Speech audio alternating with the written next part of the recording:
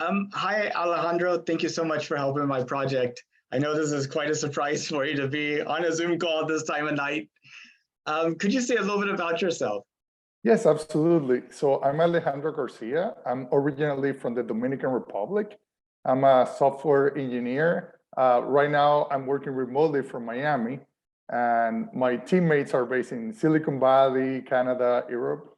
And in terms of space, it's like a topic that are very interested in and now with the pandemic, a lot of people have been like us. It's like, oh, what I'm gonna do with my life? What's missing? And so on the plus side is that I did look up some interesting topics about space. And in the last 2 years, very much with the pandemic, I've been more involved in terms of learning about space. So it's a very nice coincidence to be connected with you tonight. So I'm very excited for our conversation.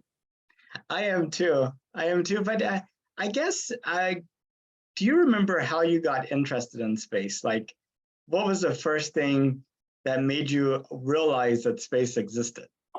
Yeah, so the interesting thing, I cannot pinpoint to a specific moment in my upbringing, but I do remember certain pieces of it. So yeah, like looking at the sky, the stars, that's like fascinating. And then when it came to like human space exploration, it didn't cross my mind initially growing up that like, oh, I'm from a developing country, the Dominican Republic. That's outside of my possibilities. But then at some point, when I heard about a space tourist visiting the International Space Station, first the International Space Station, the fact that two different countries, Russia and the United States, and other partners would make it happen. I'm like, oh, maybe in my lifetime, I might be able to go to space, even if I don't become a NASA astronaut. Maybe I can be a tourist. And obviously, you fast forward many years, and now we're hearing that not only government but also private sector are traveling to space. So that's kind of the journey that I've seen, that evolution in my lifetime, I guess. You know, it's kind of interesting that you said you looked up at the stars and that made you interested in space. Did you remember kind of like a snapshot of that? And you also mentioned that you were from a third world country. And I was just thinking, here in Houston, Texas, you can't really see many stars. And I wonder if maybe coming from some place where the night sky was a little bit like you could see more. I mean, how many stars can you see in Dominican Republic? So the interesting thing, it depends where you are. So when I grew up, I did grow up in the capital, Santo Domingo. So it was a city. But when I was growing up, there were not that many buildings, so you could see the stars. But then I did have family living in the countryside, and that where you go is like you could see a lot, and like whoa, and that's where I realized there's a difference being in a city, as you're mentioning, like Houston, and then somewhere that maybe is more underdeveloped, so to speak, but then it's more natural environment, and that's where you could see the difference. And actually, another piece that I do remember is going to like I don't know how they call it, but like at night that you can see with the telescope, and they would have like the you could see the sky. And I remember like being a really young child, I did have the opportunity to go with the Halley comet that was passing by, and I just like I don't even remember a lot, but I do remember being a kid and being able to see it with a telescope. And so that's like another moment that I remember. And if I recall correctly, that night I saw like a shooting star. I don't know if that's my childhood memory, make it more exciting than it was. I don't know. But that's kind of like, as you mentioned, I mean, being able to see the sky, I think that was also like something that captured my imagination growing up. And yeah, I would be interested in your opinion as society becomes, light pollution becomes a thing, and people become more interested in what's on their iPhones and computers, and people aren't sitting outside at night looking at the stars. What kind of effect do you think that's going to have on society, and will it ultimately become a barrier for people wanting to see what's out there? I don't know, like I have mixed feeling with what you're saying. Like your question implied that people are more involved into like the phones and so on. And in particular case, like sometimes I even look at the moon and I actually picked my phone and I upload it in social media, and then people are commenting, oh, I better go outside and look at the moon. So actually there's a twist in that technology. Sometimes it makes other people aware of that. And the other thing that comes to my mind is that because of the pandemic, that a lot of us were inside the house for many weeks or whatnot.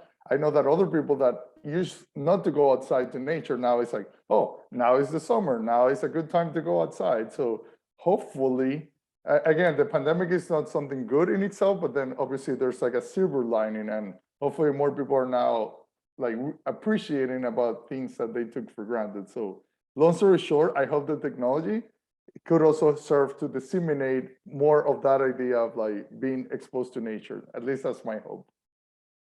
Yeah, it's interesting. You mentioned like the pandemic is not a good thing, but then there's some good aspects of it.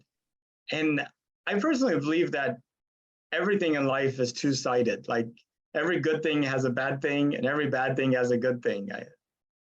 What do you think? Yeah, I agree. And as I was alluding at the beginning of our conversation, I mean, I had that interest about like, oh, maybe I can travel to space.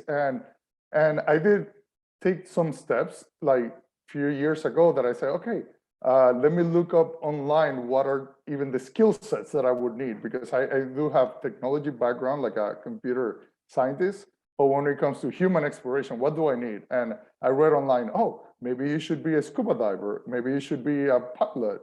And like, I have no exposure to that. And I said, well, let me take baby steps like swimming. And then I started scuba diving, but that's as far as I got along. And then I did research about aviation. But when the pandemic started, actually, let me take another look about it.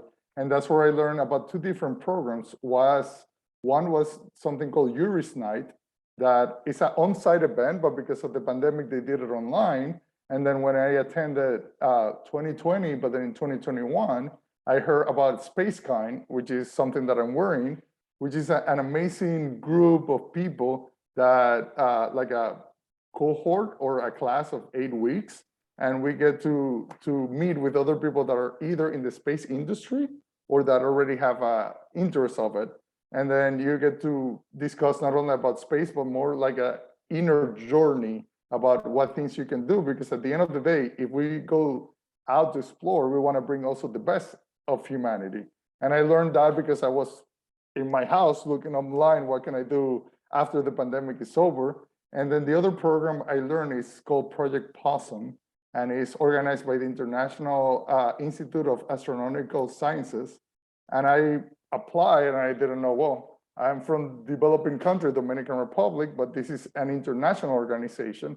I did become a US citizen just a few weeks ago, which is good, but at the time, I didn't have the ability to apply to certain program just because of not being from Europe or Russia or the United States. And so that particular program that involved people from different countries, then we got to do parabolic flights, we got to do like acrobatics, and there's courses related to underwater. And next week, as a matter of fact, I will be attending a planetary geology class, and we're gonna go to Arizona to Flagstaff, and we're gonna be learning similar to what the Apollo astronaut trained in that same region about geology before they went to the moon. And I believe like Artemis astronaut are also visiting those similar locations. So taking a step back from the beginning of my journey, oh, I cannot make it happen because I'm from a developing country, to suddenly there's opportunities that are available for different people. And it's a matter of like looking it up. And so, as I mentioned, the pandemic was actually a catalyst in my particular case to let's jump and make things happen. So that's a wonderful story. I hope other people will listen to the story and go and think, you know, if I want to do something, I have to find a way to make it happen. Yeah, and although it's not related to space, but I also got very inspired by some people from the Dominican Republic that they decided to climb Mount Everest. And the Dominican Republic doesn't have that high mountains, but they decided to do it. And they actually recorded like a documentary about it. And it's kind of like an inspirational story. And the end of the story is kind of like all of us, we have a mountain that we want to climb.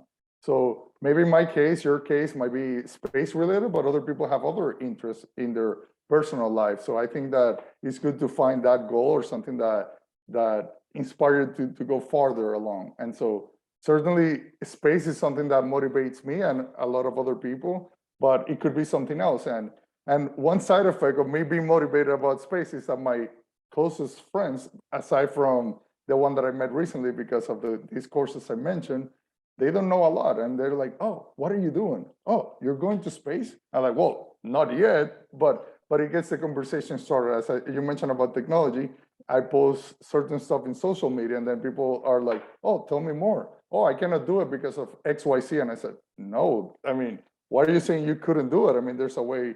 Oh, but I need to learn scuba diving. Yeah, you can take a course. You know, there's so many stuff that you could be doing. So as you mentioned, I hope that I can be inspiring to others, and not necessarily for space, but just in terms of like taking baby steps to get to where you want to go. I know it's wonderful, and I interview people at the airport, at the mall, at the coffee shops, and most of them have no clue we're planning to go back to the moon. And I think it would be impossible to reach them without somebody, an individual in their world like you are, actually talking to them about it. And so it's kind of amazing. Yeah, and now that you mentioned like going back to the moon, one thing that I personally appreciate, again, coming from international background, is that for Apollo, it was the United States, like, oh, the humanity, but nationality-wise was the United States. And this time around, it's like a partnership. So although, to be fair, it does include every single country, it does have like a more diverse representation. And I know, again, I was not around when the Apollo landings, but I know that that was like a world event when it happened. And so hopefully now with Artemis program, that could spark the imagination of so many people. I come from the tech industry, and you would have people like Elon Musk or Jeff Bezos they came from the tech world, but then when they talk about space, they both mention like, oh, the moon landing or the Apollo inspiration. So I hope that with the Artemis, that's the same thing is going to happen. Maybe a lot of people don't know about it unless they're interested in space, but hopefully once it actually happen again, then I do see a lot of good things happening. So that's my hope. So do you remember when and how you found out about Artemis? I don't know the specific point. I know that I have lived in the US for a while, and it's interesting that I've been hearing like different presidents of the United States talking, oh, we're going to go back to the moon, or we're not going to the moon, we're going to Mars, or now we're going, like different ideas. And so I've been paying attention to that because that's like amazing when eventually it's going to happen. And I know just more recently that now that they call it Artemis, I feel like it's not only a name, but the fact that now it's something more tangible. And there has been a change of administration. I know that Artemis, as at least the name, it became with the previous presidential administration. There's a new administration and they're moving forward. And that's actually very interesting because also I've seen it in my home country, Dominican Republic, that sometimes when you change president or you change the head person of an organization, there's like, oh no, we're starting from scratch. And some people joke with computer that there's a combination Control Alt Delete, and that's what happened with every administration or every time. But I'm happy that with Artemis, it's just like, yes, a lot of the things that are happening under Artemis, I'm sure they happened before that name, but now with that name, now there's some more inspiration. And obviously the name Artemis implying the female or women landing on the moon, that also is very timely that is happening nowadays with the current world. Like I come from tech, it's very male dominated, space the same.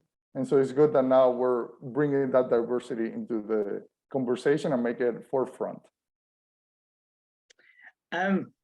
Yeah, no, it's a very important aspect of it.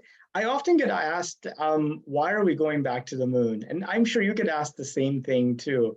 What's the answer that you like to give? Yeah, so even taking one step back, a lot of people that I've heard is like, why we go to space to begin with? There's a lot of money, but then now that I've been getting more involved with that, the short answer is that a lot of the things that we solve for space, we solve it for Earth. There's like practical applications. Like I know a lot of my friends, like in chats, like WhatsApp, oh, what are we like going to the moon, or why are we going to space, or why did we send a spacecraft to Pluto? But then at the same time, they use that same phone that they're using to chat, they're using for the GPS to go from one location to the other, and the GPS happened because of space. And there's other like Velcro, and so there's a lot of like practical stuff that we use right now on Earth, because they in environment being more harsh in space, you figure it out, then you can use it here. And so the same thing can happen going to the moon. It's a harsh environment. And so like recycling or in situ utilization, and there's a lot of things that can happen because of that in itself. Also the STEM promotion, like science, technology, engineering, and math. There's a lot of people that are going to be involved with that, and the inspirational aspect that we mentioned. So those are some of the stuff. I know that in recent years, as humanity, we're only orbiting Earth. Now it would be good that what does it take to go to the moon and aspire to go farther and farther. So that's the way I see it. And so when you think about humanity 200 years from now, what does it look like to you? 200 years. First, I don't know if I'm going to be around. And I say I don't know because there's other people that are working on longevity, so who knows, right? But I hope that we do fulfill that ambition of being a multiplanetary species. Like I could see like the moon being a location that we will have presence there. Mars, myself, I haven't gone that far because I feel it's far away, but I do see that hopefully happening. And in 200 years, presumably we have not only have presence in those two bodies, like the moon and Earth and Mars, but also in other locations. Like, okay, now we're going to X location, and now we're having this similar conversation. Why are we going that far? Well, because we already take it for granted the moon and Mars at that time. That's what I'm thinking. Also, I know there's going to be a lot of challenges on Earth or the moon or Mars, but that's what humanity are. Like a lot of people sometimes are pessimistic. Oh, just turn on the TV, the news. But we live much better than it used to be 100 or 200 years ago. And hopefully that's the same trend is going to happen, that in 200 years, even people that complain about, hey, we have this situation, when they look back, and this time it's going to be comparatively much, much better. That's how I see it. I know 200 years ago, no AC, no electrical power, no electrical lights, no, fans, no, so many things, no microwave. Gosh, Yeah. I mean, so what you're mentioning is like things like, let's say for the home or office environment, but even right now, you and I were communicating in a way that it wasn't even possible. I remember growing up and thinking like, I don't think that's possible. I mean, we have a phone for audio, but how are you going to have a video? That's impossible. And that's now we take it for granted, like it happens on a regular basis pretty much nowadays. And so there's airplanes. How do you travel from one location to the other? In the past, it was like boats, and obviously we're talking about computer, but there's cars. There's so many different advances.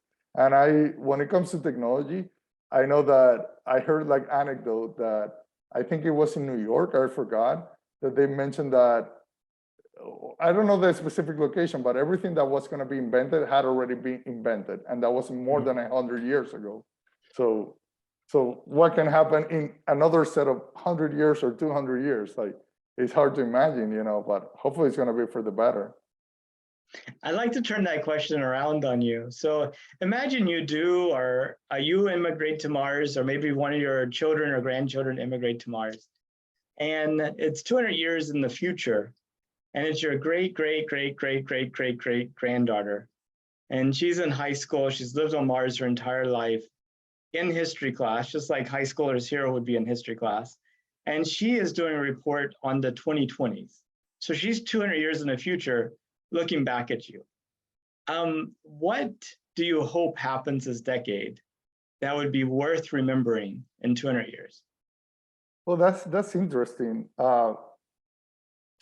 I think it would be good from a humanity perspective that we have a moment similar to what happened in evolution, that we have life on the water, like in the water, and then suddenly there's, I don't know what happened. Suddenly some living organism decided to venture outside, and now we have people like living on the surface of Earth.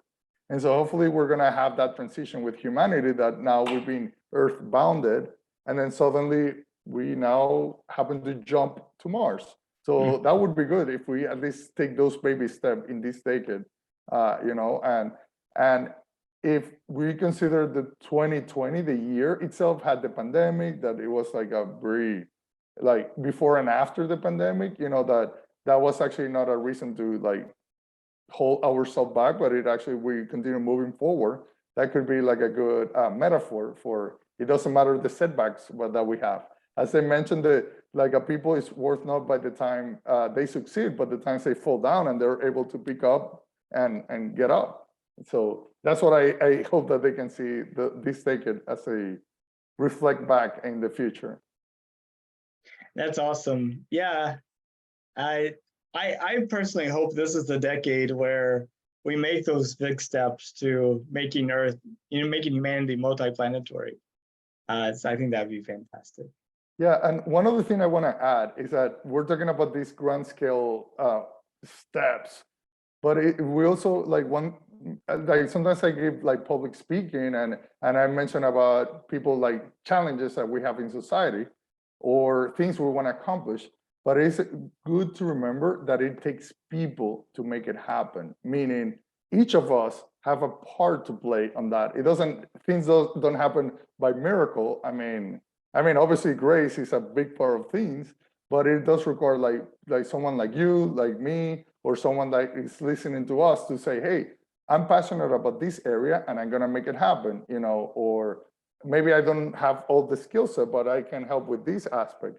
And that's what I think, that us individually then can work collectively to make amazing things happen. Like I do believe like ordinary people can make extraordinary things when they work together with passion and skills and dedication to make it happen. And I hope people listen to that and embrace it. Yeah, me too. I appreciate that. Like that's my hope, that we can identify what that we want to like make that difference, and then actually make it happen. That's my hope as well. Well, Alejandro, those are all the questions I had. But I see this as a time capsule for future generations to look back on and make sense of this, what I hope is a pivotal decade in human existence. Is there anything that we didn't talk about that you want to? Uh, First, I just want to, as a part of the recap, just like appreciate this opportunity that we're connecting, and technology, as we're discussing, made it happen. Like sometimes you have serendipity that you can run into people in the airport, or what happened in our case is that we're connected because of a good friend of mine, David, that I met recently in one of these training. He's a friend of yours, and now we're connected. And so being putting ourselves out there does make things happen. And I'm very grateful again about this opportunity. And now with Artemis, I hope that does spark the imagination and curiosity of more people in terms of space. That's one dimension, but also like bringing the best out of us, humanity, for any endeavor, either here on Earth or outside of Earth. So that's my hope as we continue moving forward with the humanity and the upcoming years ahead. Now, with the Artemis 1 launch happening at the end of this month, are you planning to drive up and see it? It's a Monday, so it's a work day. So I'm having a little like, do I take a day off? And then, but it's like a pivotal moment. So I'm like on the fence here, but I do want to go. Like wanting, yes, making it happen. Let's see. So that's where I am. You're like calling sick. What do you have? Oh, I have Artemis. Yeah, I have Artemis. Look it up online, and my diagnosis. Yeah. Yeah, but the good thing when you mentioned that is I can watch it online, but then being on site, that's one thing that happened with the pandemic. I was living in California, in 2020. And because I'm able to work remotely, I wanted to move to Miami for different reasons. One is geography. I have family here, culture. But another one is like, oh, I could see a rocket launch in person. And now since 2020, I've seen at least 3 times, like 2 in 2020. And in May, I saw another one from a SpaceX launching and also landing. I had never seen that. And so it's not the same when you watch it online that when you're in person and you have the people there and everything. So I'm glad that you're asking me that question, because now I'm like, how do I make it happen? You know? Well, awesome. Well, you have a good night, Alejandro, and I look forward to staying in contact. Thank you. We'll do, and all the best with this project and for the opportunity to talking today. All Thank the you. best. Bye-bye. Bye-bye.